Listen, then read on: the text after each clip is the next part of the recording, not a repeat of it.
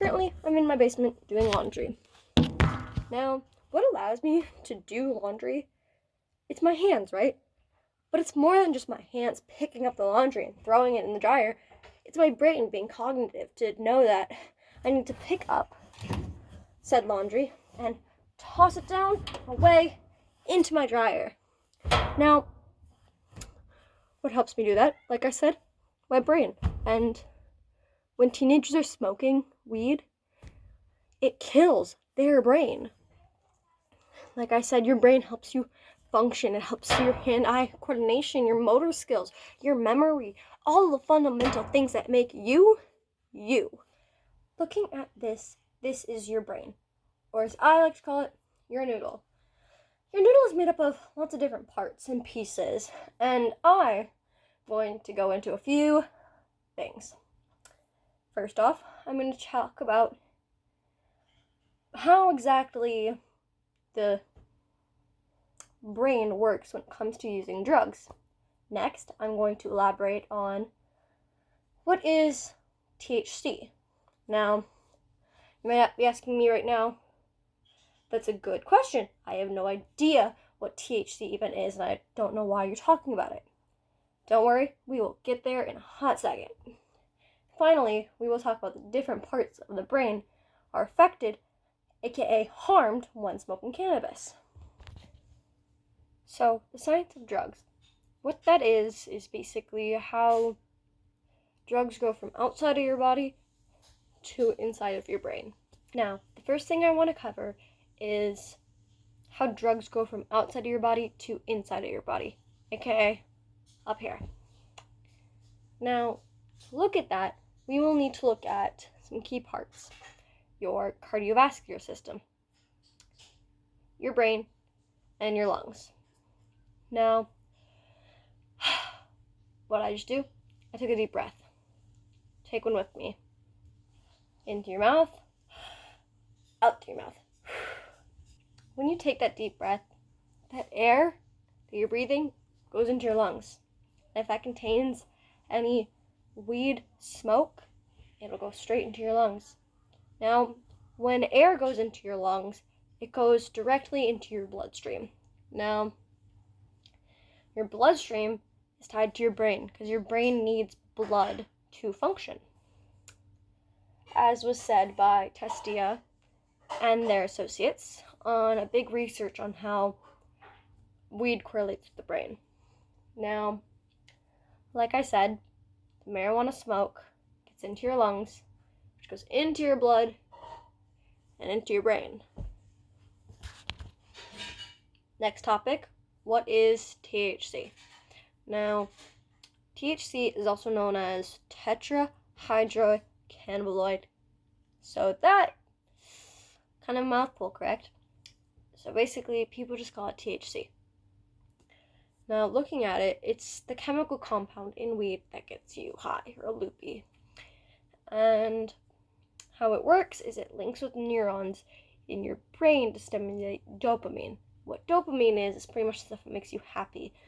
What makes me happy is when I paint my nails and make them look all sparkly, or when I drink a soda or water, that makes me feel good, or when I'm sewing.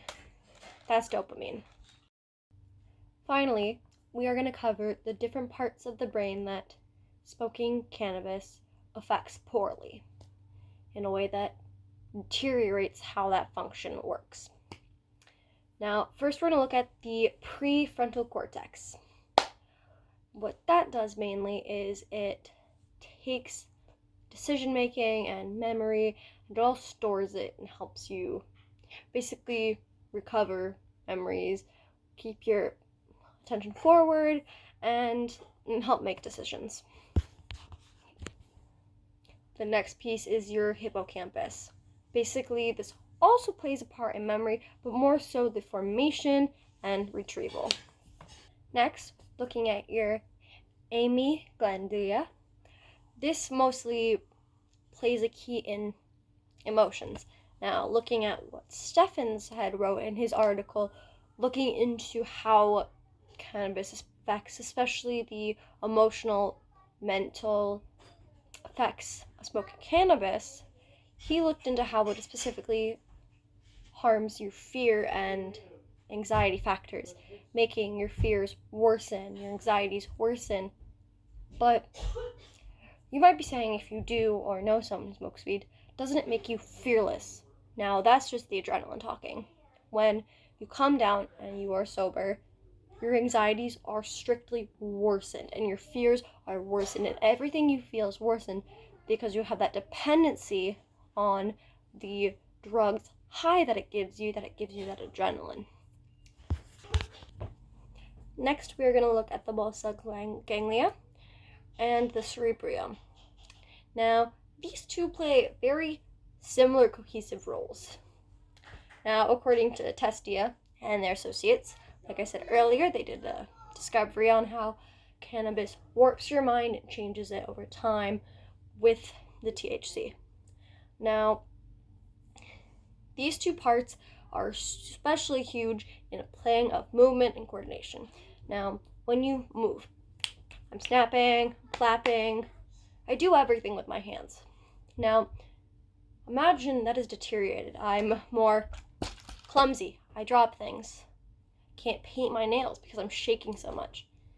These are key problems that happen when you're smoking weed, deteriorating this coordination, this movement of things that you've been able to do for years, but now you suddenly can't. The piece harmed is your brainstem. Now, what your brainstem is the part in the backish, frontish kind of your brain, the last little bottom piece that controls your vital functions, such as your heart and your lungs.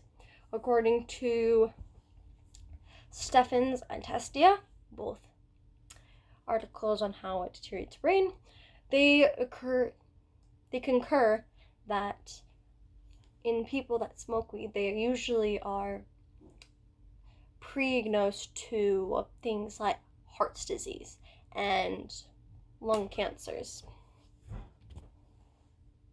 Looking at the cerebral cortex now, it's kind of the big outer piece of your brain. Now, this is responsible as well for motor controls, sensory, and cognition. It's very similar to the basal ganglia and the cerebrum, but it's a little bit different where it controls like sensory perception and some forms of cognition. Less of just, I can catch a water bottle and throw it to myself, and more, I can function my entire body. Now, the last key part of the brain, or two parts, I guess, of the brain that I'm going to be covering is the striatum and the substantia nigra. Now, these two are involved in reward and motivation. Now, I just said this thing, reward. What does that mean when it comes to your brain? Is it like, oh, I get a cookie because I did good in something? Well, so you see, it's not that kind of reward. Now, within the brain, we have a reward system. It kind of labels your importances in life. According to Schultz and his research of how different minds occur with the reward system, such as ADHD brains, it basically sets your things in order. Your importance list, if you will. What is more important, getting high or doing the dishes? Well, a regular person would be like, I don't want to get high. I want to do my dishes. Because guess what? They're gross and they smell bad. But when you smoke cannabis, it warps that motion of what do I need to do first? What is my priority? They'll prioritize getting high or drinking or whatever these things are that they feel dependent on over basic needs like feeding themselves, drinking water, all of these little things. However, it's a real life struggle. I personally know a lot of people that struggle with this, and it's really hard for them to get out of.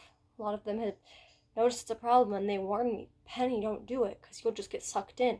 You'll waste your money, you'll waste yourself away. But somehow they can't get out of it themselves. So even though we've seen that it deteriorates your mind and it's clearly bad for your brain, it still is a hard process to get out of. I would say the biggest thing that we need to do as a society is not play the blame game and point your fingers and call these people derogatory names, but we need to rise up and encourage them to help themselves, just say no, and help their minds and help their bodies. Because guess what? No one's going to stand up for the teenage mind, so it's my turn. It's my turn to stand up for those people who can't stand up for themselves. Thank you.